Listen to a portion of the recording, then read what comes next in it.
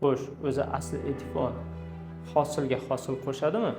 Ya'ni qachon biz etifonni to'g'ri qo'llay olamiz?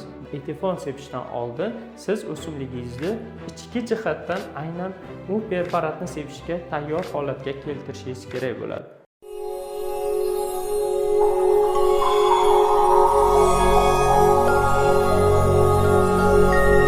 Hozirgi kunda g'o'za maydonlarida yetilgan, ya'ni hosillarni o'z vaqtida terib olish, ularni sifatiga sifat qo'shish, shu bilan birgalikda albatta yuqori hosil olish eng muhim tadbirlardan biri hisoblanadi va aynan shu muhim tadbirlardan biri sifatida juda ko'p olimlarimiz tomonidan, kompaniyalar tomonidan etifon tarkibli preparatlarni sepish tavsiya qilinadi.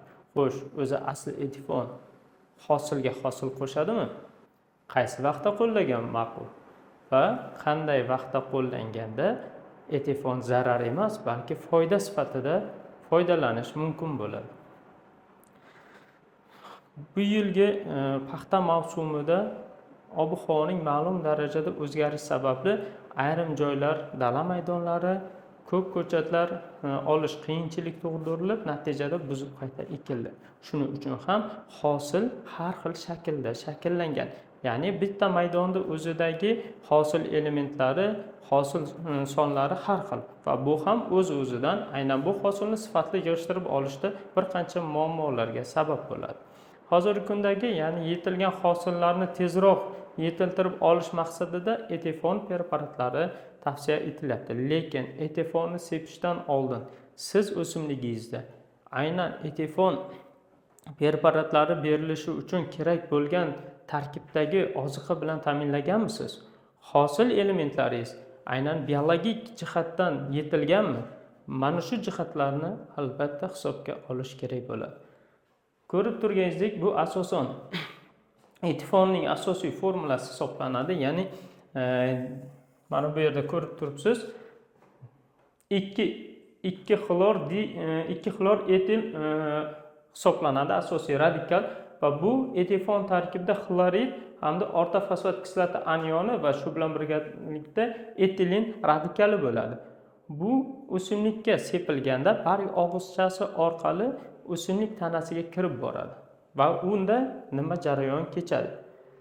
Barg hujayrasiga kirishi orqali hujayra suyuqligidagi gidratlangan ionlar, ya'ni suv molekulalari bilan birgalikda reaksiyaga kirishi natijasida dastlabki etilin gazi hosil bo'ladi, xlorid kislota va o'rta fosfat kislota anioni hosil bo'ladi.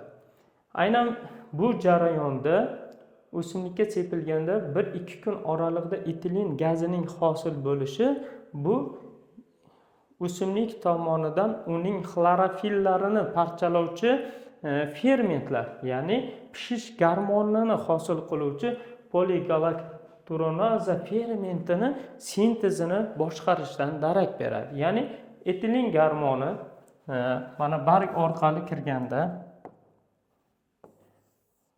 barg olaylik, mana shu barg og'izchalari orqali kirganda barg hujayrasidagi xlorofil pigmentlari donachalarini asosiy markaziy elementi hisoblangan magniy elementini aktiv holatga keltiradi. Natijada bu yerda xlorofil pigmentlari donachalari parchalanishni boshlaydi. Natijada etilin gormoni o'suv nuqtalar, agar kerak bo'ladigan bo'lsa ildiz uchlari, shu bilan birgalikda yosh gul va mevalarni ham to'kib yuborish xususiyatiga ega bo'ladi. Aynan sabab, ya'ni xlorofil pigmentini parchalovchi fermentlar sintezini oshirish evaziga. Natijada aynan bu holatda ko'plab yosh mevalar va gullar to'kiladi. Bu ham esa o'z-o'zidan katta gektarlarda katta sentinerlarni yo'qotilishiga olib keladi. Mana shu holatda alohida e'tibor berish kerakki, ya'ni qachon biz etifonni to'g'ri qo'llay olamiz va aynan o'shanda bizda yuqorida sanab o'tilgan yosh gul va ko'raklarni to'kmasdan sifatli hosil elementiga aylantira olish imkoniyatiga ega bo'lamiz.